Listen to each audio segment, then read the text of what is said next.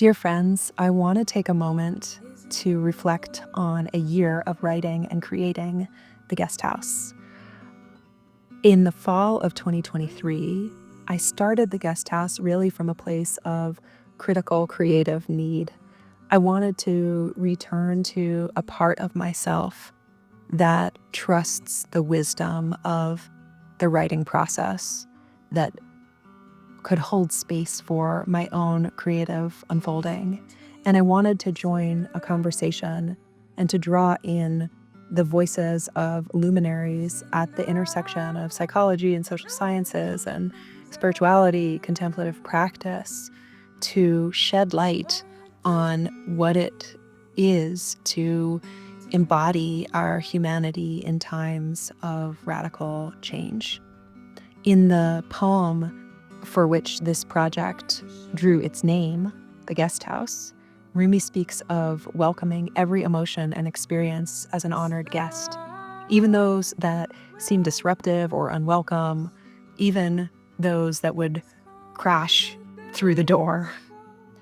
And this metaphor has really been a guiding principle of courage, of showing up not just for the ease of practice, but for the grit and the grist, shaping not only the essays, but also the broader intention of this space to embrace life's complexities and creative potential with openness, with a willingness, with tenderness.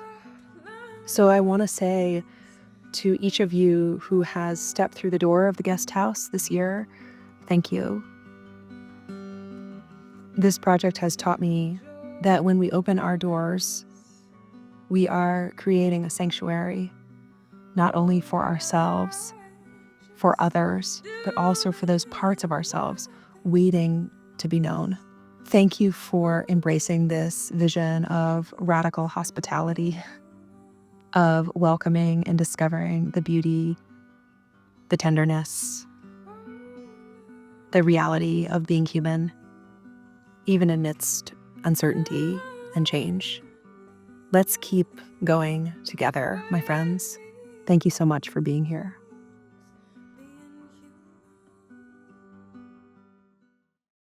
My guest today is James Pearson.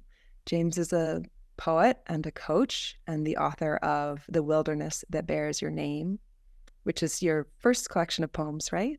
That's right, yeah. And it's a collection that moves us through the phases of the year, these seasonal cycles, while also walking us through seasons of life, of birth and death and rebirth, and with a kind of undertone through it all of homecoming. So I resonated so much that I reached out and I asked James to join us here on the guest house. Thank you so much for agreeing and being with us today. Yeah, my pleasure. Thank you so much for the invitation. I'm glad to be here. So I always like to start with, the context of your own journey. Yeah. Yeah, and I think it feels very resonant through your work. So maybe we could just kind of start with, the pathway of arriving really into your creative life. Yeah. That's a wonderful invitation. Where to start? Well, what's coming to me right now is the way that that creative life sort of, as I look back now, I can see the way that it was always sort of leaking through or leaking into the containers that I built for myself. And when I think about the arc of this work, I think back to my 20s. And in my 20s, I went to East Africa. I moved to the country of Uganda to work with a nonprofit over there. And after a couple years, ended up starting my own little social enterprise. And it was just a really like immersed time of life, just in it, and one thing that gave me was this sense of identity as a social entrepreneur. And in my bubble in that particular season in the world, that was a really exciting thing to be. When I would tell people that I was a social entrepreneur, I'd get lots of really good feedback for that. I'd get lots of support from the world for that. And so that's what I built my identity around. Meanwhile, secretly, even from myself sometimes, that identity was starting to crack. I was finding it harder and harder to fully engage with the work, and I was finding myself slipping more and more into a place of depression and anxiety and burnout. And eventually I just had to, I think of it as like pulling the eject handle on that life. It got to the point where it was like, I need to make a change. I can't keep going like this. And so I did. And I moved back to the US, essentially broke. I didn't have a place to live there. And that set me into this winter season that I think of as sort of the real starting point of what became this book. And it was a season of watching that identity sort of crumble and finding myself in a place of, well, if I'm not that, if that is not me, then who am I? And it was through the slow asking of that question in 100 different ways that the poet part of me and these other parts of me started to emerge. It's so interesting how, I was just with Henry Schuckman, who's a Zen master and teacher, and he works a lot with koans. What is the sound of one hand clapping, and how do you move Mount Fuji 3 steps, or these kinds of unknowable things, but it's really about the mind chewing on them over time, seeing what can emerge. And in the inquiry, right, holding the question of what is most important to me? What do I really value? What sparks my aliveness, right? Yeah. The way that I started to narrate that question to myself was, what is it that I really love in the world?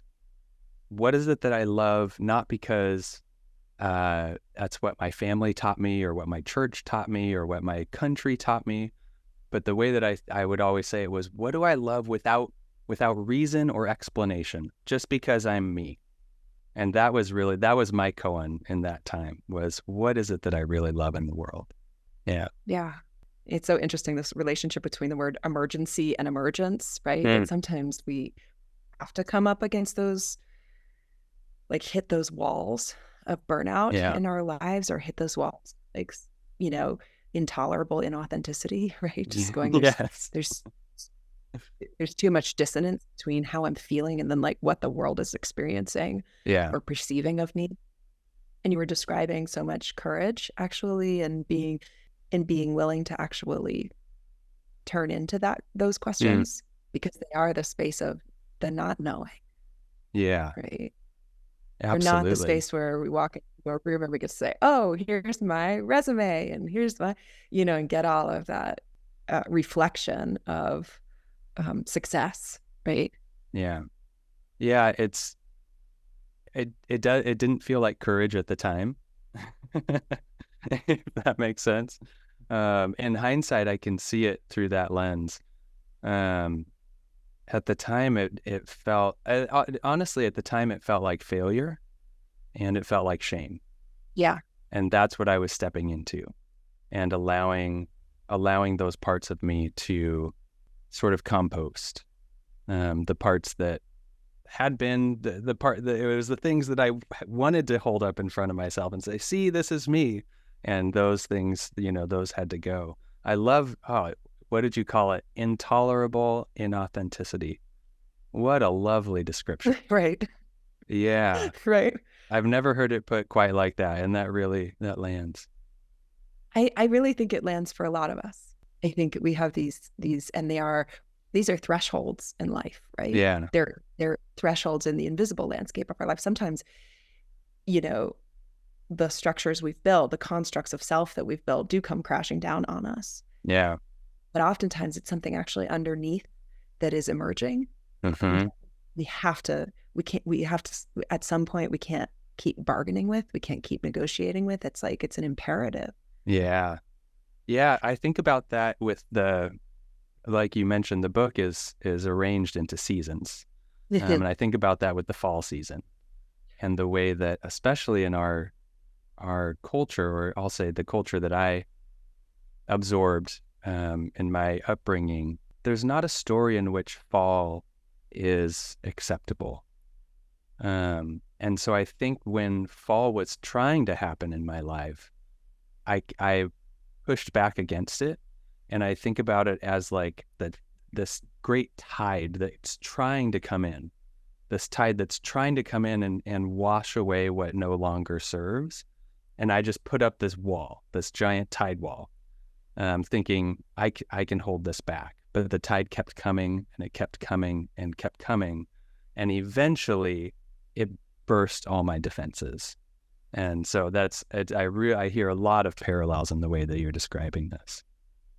One of the things I've really appreciated about your book, The Wilderness That Bears Your Name, it's organized in terms of this progression of time and nature, and each season comes with its own quality of invitation. And so I'm just I'll read here this. For fall, you say the invitation of fall is to loosen your grip on the person you've needed to be in order to make space for the person you're becoming. Yeah. Yeah. That's took me a lot of years of reflection on that season to be able to write that. Yeah. Yeah, and here we are, nature is always pointing the way. It's like if we actually, allow some of our human neuroses to calm enough to like settle into, to quiet ourselves enough to really be in a studentship with nature, then we see the wisdom of each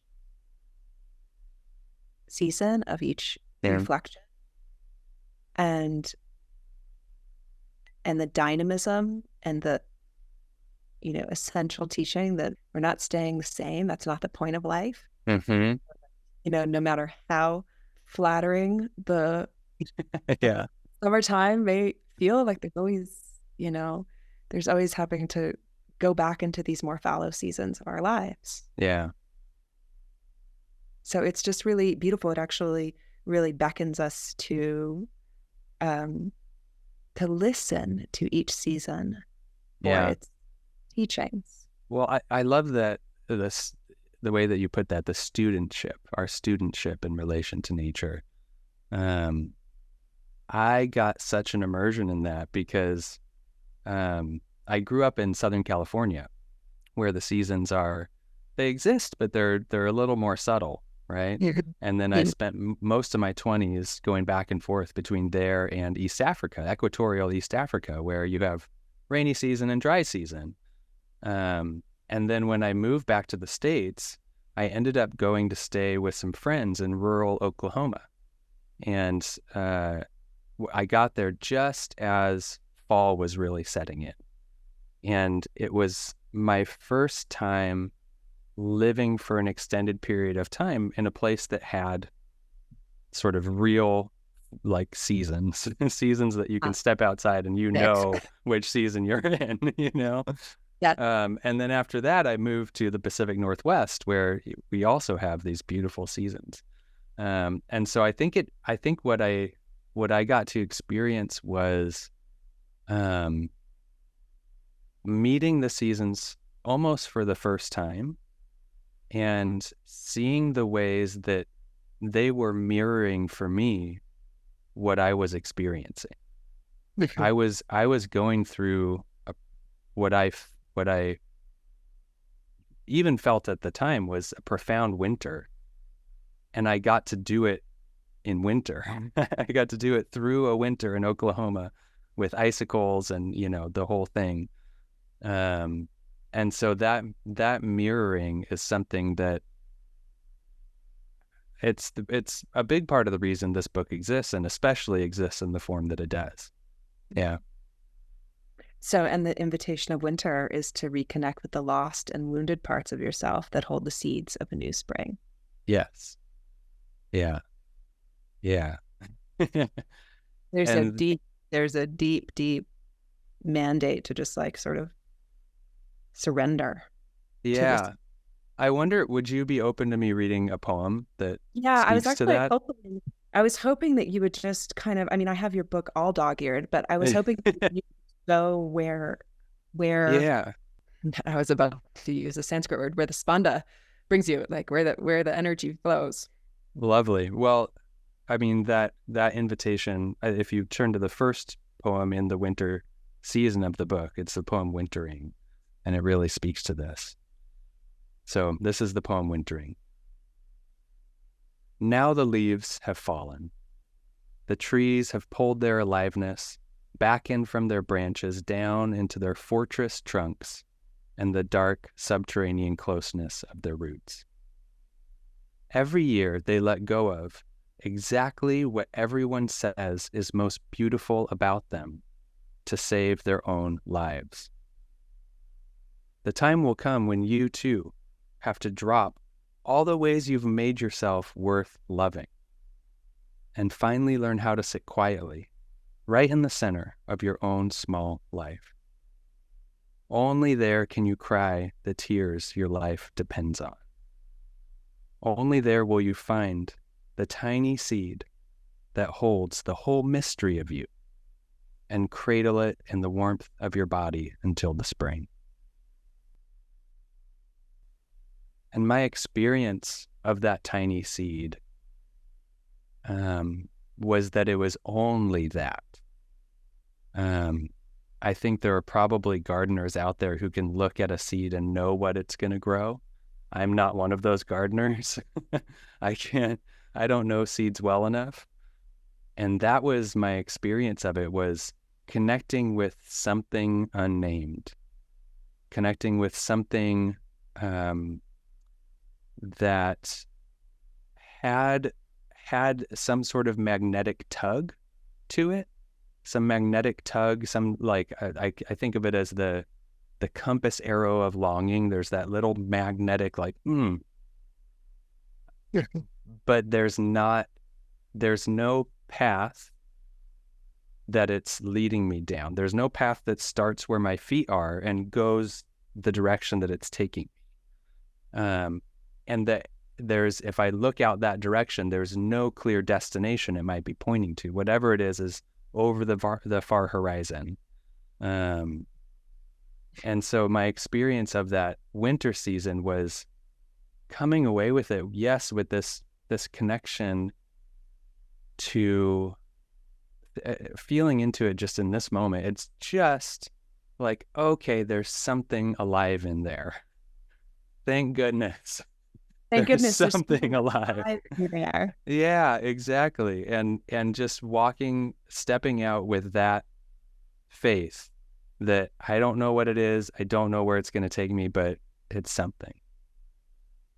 You know, this is powerful to me because I think we often hear, especially with artists and creatives, how we hear about this journey of having to go into the unknown in order to survive, as you so beautifully put it here. Yeah. Right? They let go of exactly what everyone says is most beautiful about them to save their own lives. Yeah.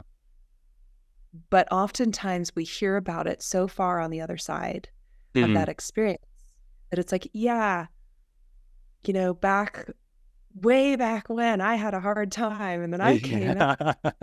And so the presence that you have in describing and the humility to remember what it's like, not retrospectively to have with the awareness that you have now of where that was going, but to be able to say, these are moments of profound uncertainty. Yeah. where we really don't know, but then there is something still in the aliveness that's right here. That Yeah. isn't about what we do with it. It's not about where we go with it. It's just the right here, the seed. Yeah. I'm so That is what glad that can really meet people in a real way in really essential moments of their lives. it's I hearing you say that, I get the chills, because that, I think, is maybe my highest goal for this work. We always become the thing that we wish we had, right? And there were voices that I relied on that brought me through that time. Um, and I think there's part of me that still wants to speak to the James who was living through that. Yeah. And to be able to plant those little seeds of faith. And so to hear that it does, you do receive it like that, is really nourishing for me. So thank you. Yeah. I'm going back to what you said about not having really experienced drastic changes in the seasons. Yeah. In terms of the ecosystems where you were living, and then going and being like, this is winter. Yes. There's no bypassing No. winter, right? And Absolutely. Yeah. yeah, and what a powerful transmission that can be. Yeah. I mean, oof, there's no bypassing winter. I'm struck right now by how little space our Western culture makes for that story. Makes for the story of my experience of that winter season was not one of, well, I'm just going to snuggle up and rest, and when it gets warm, I'll step back out. My experience of that winter season was, I remember being about 3 months in to that season, and I had kind of said to myself going in, like, oh, I'll do a month sabbatical, and I'll be rested, and I'll be ready for the next thing. And then 3 months in, I was At a still plan. Yes, exactly. 3 months in, I was still at the depths of it, and I remember the feeling of despair, of, oh, maybe this is just it. Maybe this is just how it's going to be now, is that I'm going to be disconnected from what I thought brought me alive, and that there's not going to be something to take its place. And no one had ever told me a story that I could call upon in that moment that made that okay. That made it okay to be completely disconnected from any sense of direction, any sense of motivation, to just be lost. Yeah. Yeah.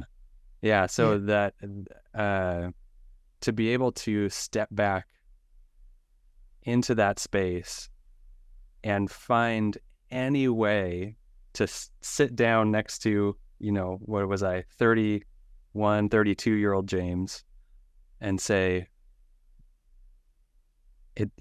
it's okay to be here.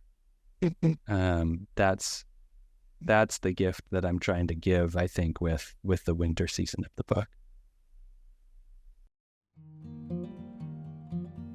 Like many of you, my earliest poetry experiences were infused with the words of Mary Oliver.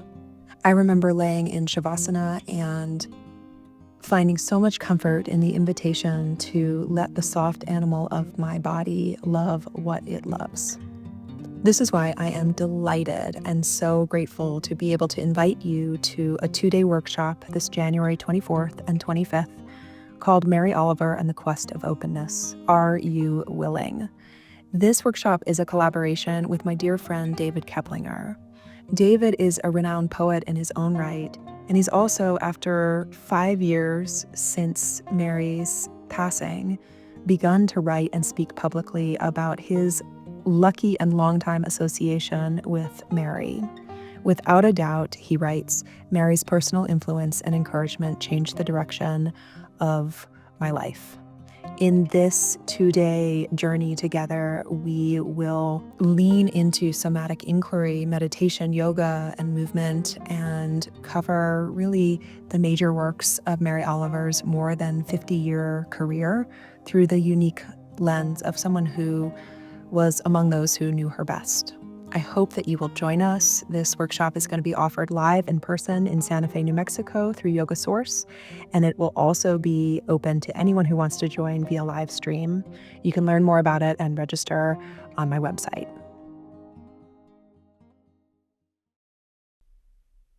There's something that you write about with respect to burnout, right? Yeah. And it's a quote from David White's work where he's referencing a conversation he had. The antidote to exhaustion isn't necessarily rest, it's wholeheartedness. Yeah.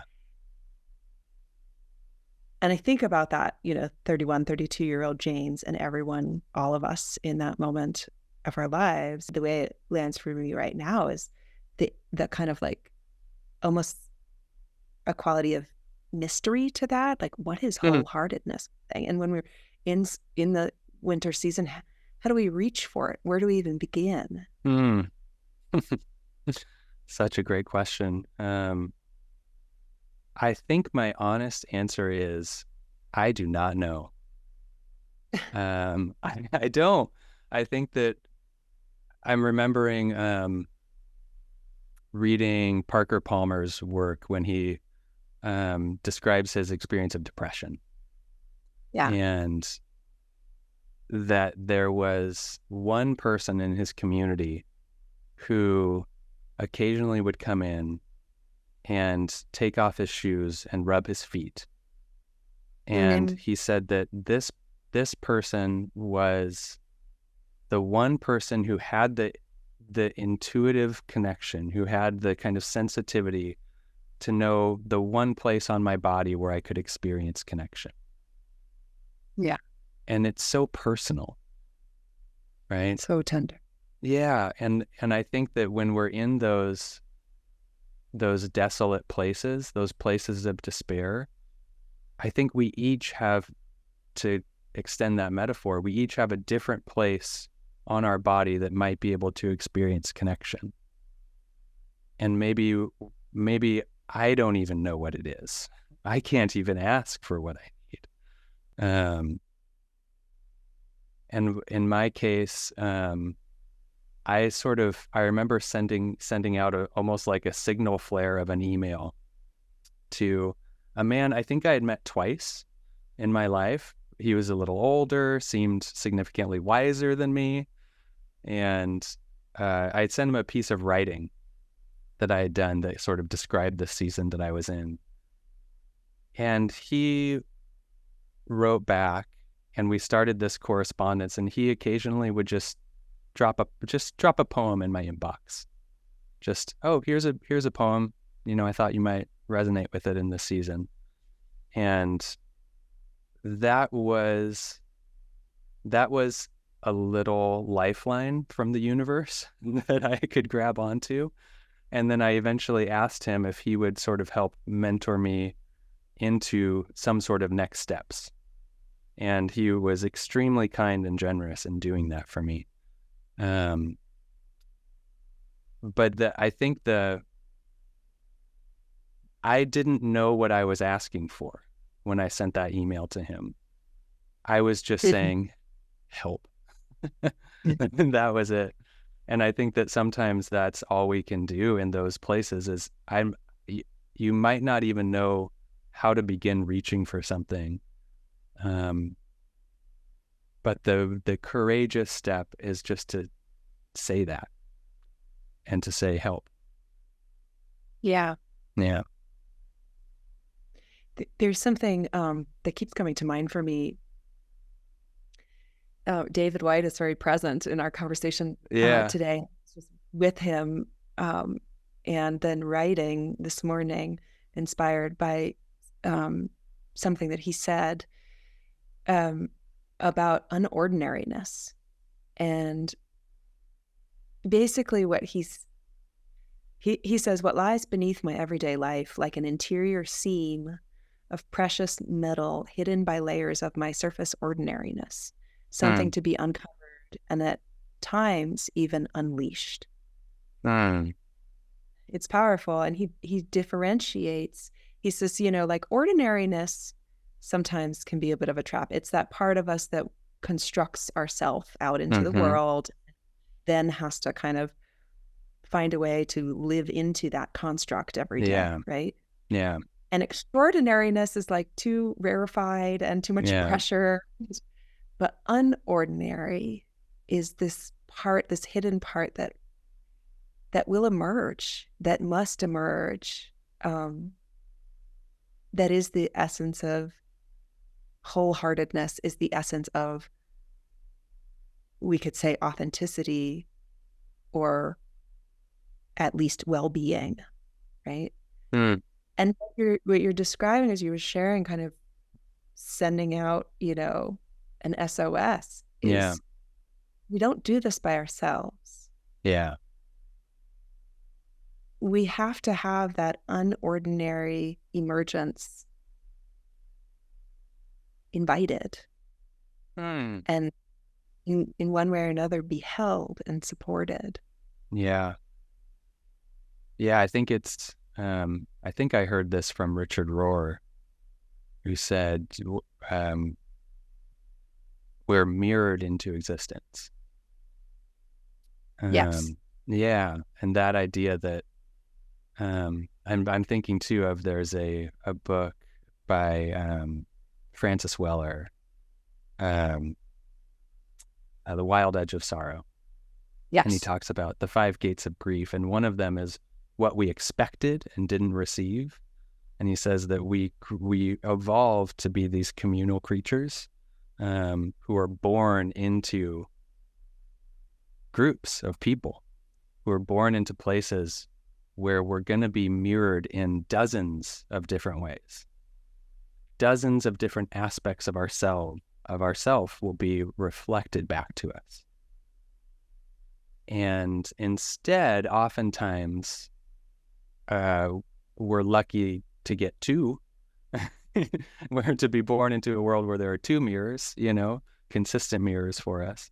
And so I think that there's a real hunger, and a real need for people who can do that work of mirroring.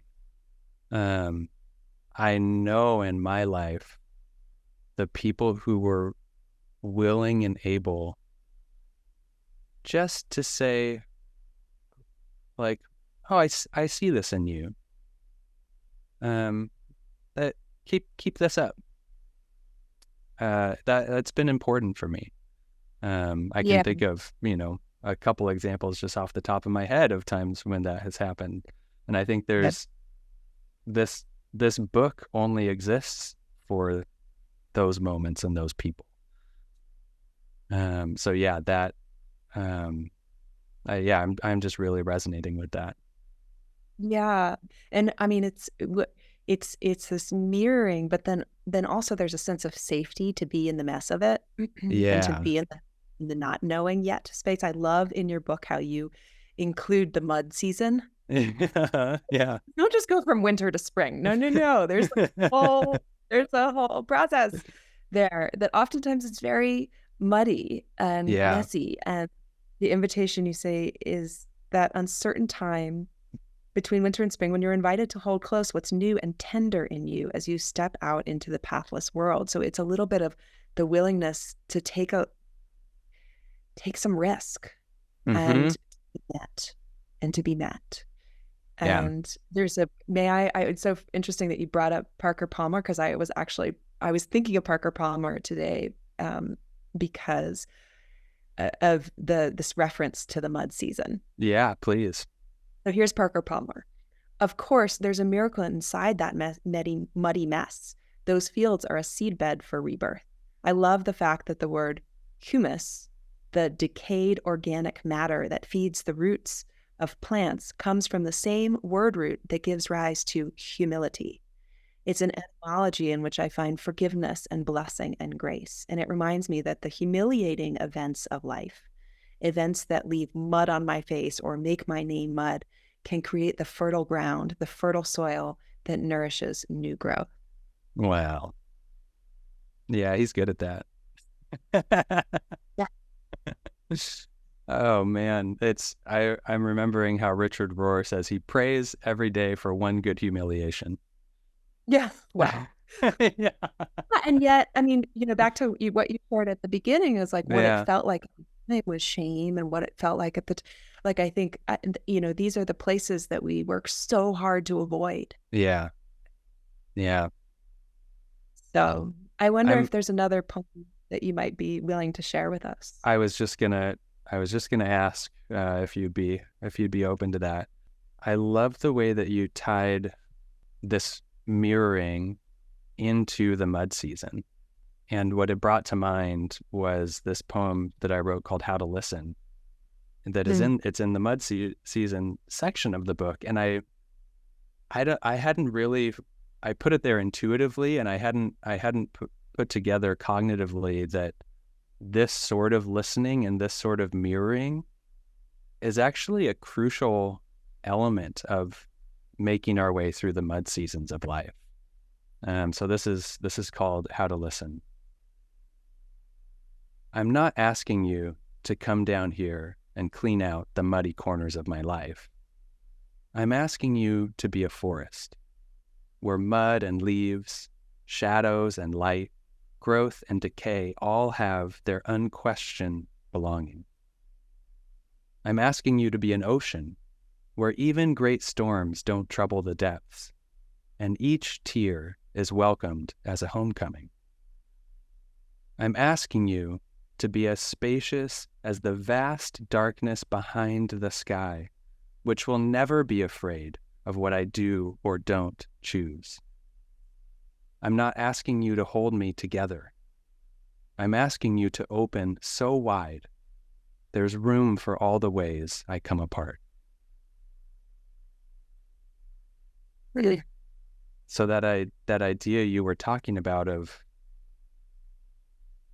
someone who's willing to meet us there in the mess, and I'm interpreting a little bit, but who's able to sit in the mess with us and still call out that unordinary element in the midst of that. What a precious gift. What a precious gift that is. Yeah, and the beautiful way that you say, I'm asking you to be a forest, is it points me towards how, yeah, we can do that within our human relationships, and we can also remember the presence of a vaster belonging that is reflected in the natural world all around us. Like, we belong. We don't have, we can be in the mud and the mess of like wondering if we belong and how we belong and what. Yeah. And all the while we are belonging.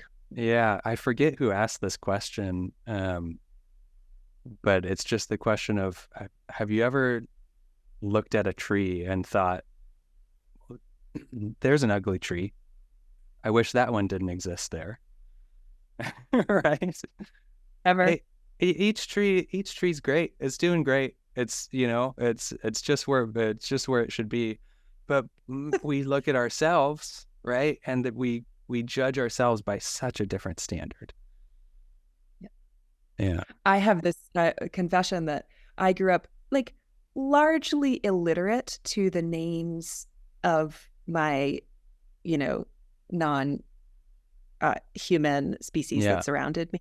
I could tell you what an oak tree looks like, or maybe, but like I'm like so basic. Yeah.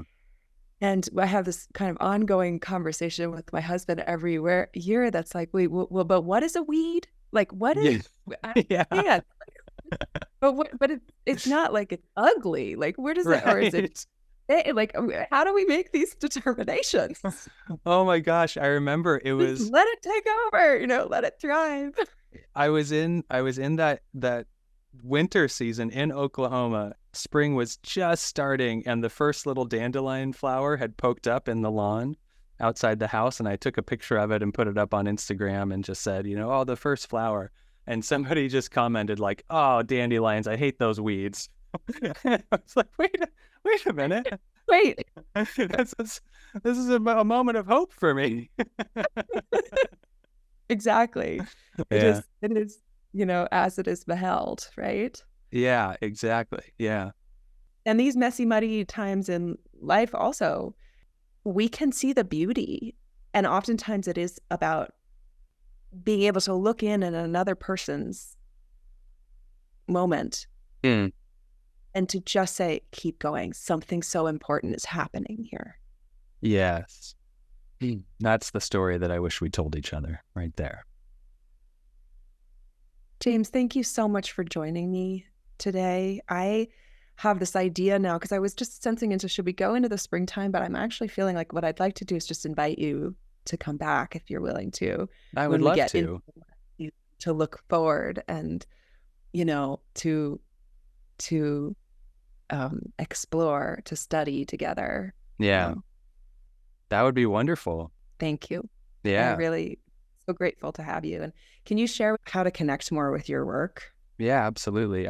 First of all, just thank you so much for inviting me on and for the invitation that this conversation has been and the way that you've held it. It's a joy for me to be in conversation with you. You can find me on my website. It's jamespearson.com. Pearson is spelled Pearson, like son of a pear. So jamespearson.com. And I'm kind of James A. Pearson everywhere. I'm a millennial, so I was able to lock down, all the best handles. So also on Instagram, as I post a lot of work there. So just at James A. Pearson on Instagram.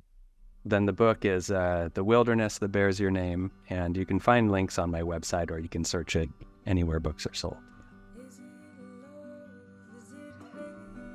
Hey friends, thank you so much for listening today. If you find value in these conversations, here's how you can support. Become a subscriber at seanparel.substack.com, and please rate, review, and share your favorite episode with a friend.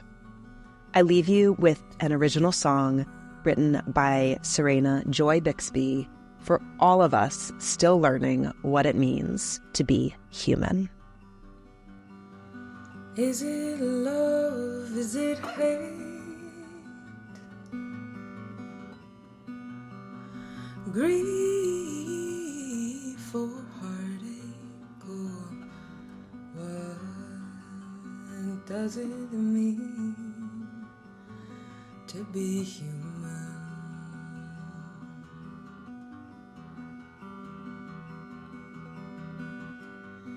Is it tears? Is it laughter? Is it not knowing what comes after? What does it mean to be human?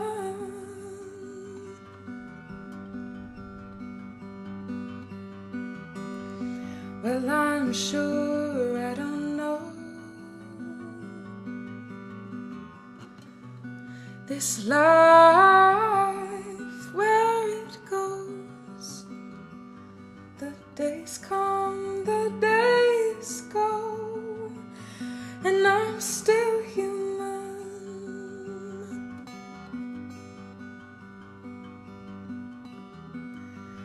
Oh, one thing I know for sure is I'm looking for more. Gonna go out, learn what it means to be human.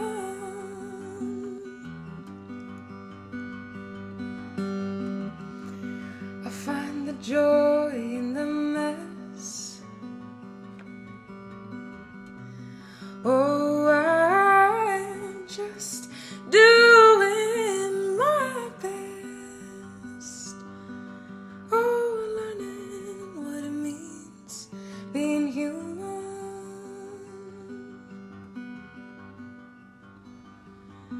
Oh, learning.